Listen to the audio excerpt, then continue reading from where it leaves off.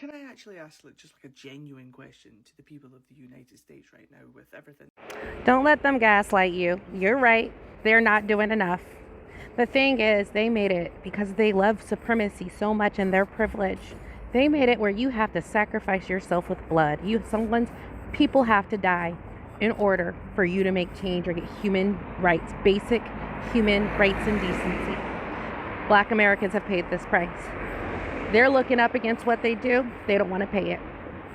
They're politically lazy because as a Black American, I've been politically active my whole entire life. I voted my entire life.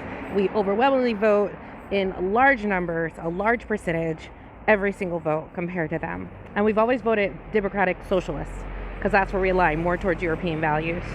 We fought for everyone, every major movement. What you're seeing now is the first time we're like, I'm not going to fight for equality and human decency because you guys have gaslit us. You disregarded us. You acted like you knew more. You were so superior. You're so superior, you do this. So what you see right now, there's no mass mobilization that's really effective.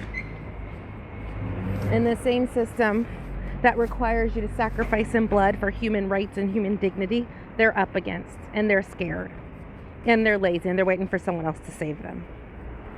Now, the thing is about white supremacy, they care more about their reputation. So the reason they're coming back at you, they don't care about being good people because they would have created a just society. They have not. They've created one of the most violent, desperate Western societies that we have.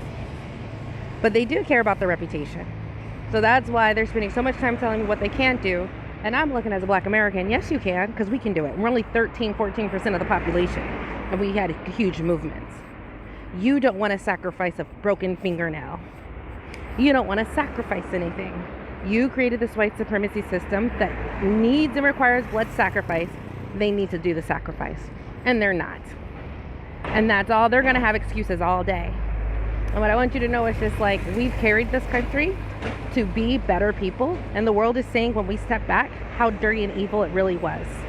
And it's always been this way. The unfortunate thing is we have such a high breaking point because of the level of atrocities and oppression that they've consistently tried. We fought back. They wanted us at the very bottom caste, just like the untouchables in India. But we fought back every single step of the way to parity and equality. And we made this country, we didn't go, we're going to flee. We made this country so it worked for us and so we can navigate it. And it's still under state-sponsored terrorism against us, but they try to do it behind your back. It's very fake. But what you're seeing with them is people whose privilege card has run out. You're seeing the descendants of people who fled Europe instead of sitting tight and creating something better. And you're seeing people who are refusing to go up against the system they created in the way it needs to be gone against. And you will have to sacrifice life, just like we have, just like it's happening. So they need to just accept that reality, accept the system they upheld and created, kept voting for Democrats and corporations, kept coddling the white supremacy, kept knowing that 70% of white Americans are racist and go out of their way to harass Black people. They coddled all that. Well, now those people are in charge. And they want ultimate supremacy in the form of a dictatorship, as long as they're in power. Supremacy, white supremacy, isn't just about white and black. It's about hierarchy. It's about power over community. It's about guns over the safety of your children. It's about, I need to feel better than you, so I'm not going to give you health care because I don't want you being equal to me. And I need someone to feel better than. White supremacy is way more than just, oh, you're black. Because even if Black people are not there, as you see what's going on, now the poor whites are being targeted. Their jobs, eugenics. So we've been telling them they need to dismantle white supremacy, and they thought it was just for us. But what's becoming clear, it's held them back. All of these things are, all of this institution, all of these upholding corporations were poor and middle class whites upholding the rich class.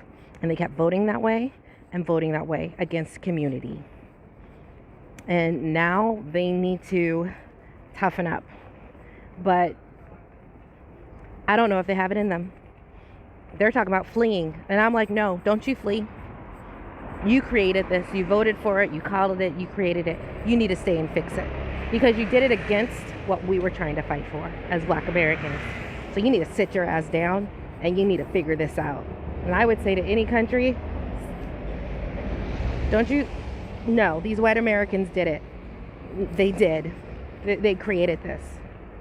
And funny enough, the poor white ones, they still don't understand that, like, this love of supremacy and hierarchy versus community and equality has hurt them way more than it hurt the people that they think it was gonna hurt. Under state-sanctioned terrorism, we went from the bottom of society to a place where we're influential, we're heard. Many of us have very wonderful lives that we've carved out for ourselves. And we're only 14% in the poverty level. With considering the state-sponsored economic terrorism, I'm not saying that because it is state-sponsored. The same thing when those IDF soldiers gun down someone and nothing happens to them. What have we been going through? That white power was okay with corruption as long as it kept white privilege intact. That's what they're going up against. And they just really need to acknowledge you either going to burn or you're going to sacrifice.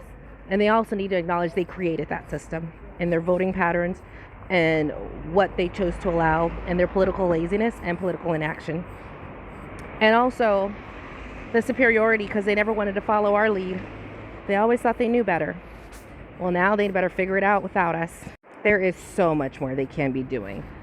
If it was our community and we were participating, we would be on the phones with senators daily. We'd be at the senators and the governor's office daily. We would be at the congressional, and that's how we've gotten things passed daily. It would be political. It would be protesting in the streets. It would be economic. We would go on all fronts. It's a war and they're not realizing the war is against them. So there's a ton of things they can be doing. Do not let them gaslight you going, well, they're not. They're doing the bare minimum. Because this requires sacrifice. And like I said, they're descendants of people who fled. And it shows.